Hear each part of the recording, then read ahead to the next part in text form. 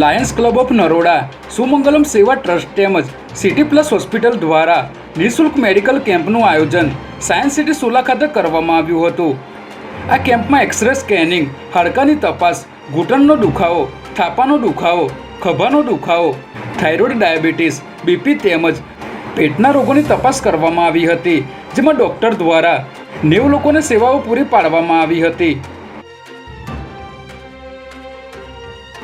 આ મેડિકલ કેમ્પમાં Lions club of નરોડાના પ્રમુખ શ્રી ગિરીશભાઈ પટેલ, લાયન્સ ક્લબના મંત્રી શ્રી કમલેશભાઈ વોરા, લાયન્સ ક્લબના પ્રોજેક્ટ ચેરમેન શ્રી અરવિંદભાઈ પટેલ, સુમંગલમ સેવા ટ્રસ્ટના પ્રમુખ અને સાઈધમ મંદિરના ટ્રસ્ટી શ્રી અરવિંદભાઈ પટેલ, નરેન્દ્ર મોદી વિચાર મંચ અમદાવાદના પ્રભારી શ્રી વિપુલભાઈ પટેલ,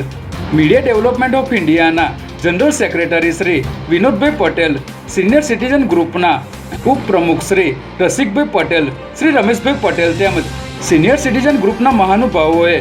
નિઃશુલ્ક નિદાન મેડિકલ કેમ્પમાં હાજરી આપીને તપાસનો લાભ લીધો હતો.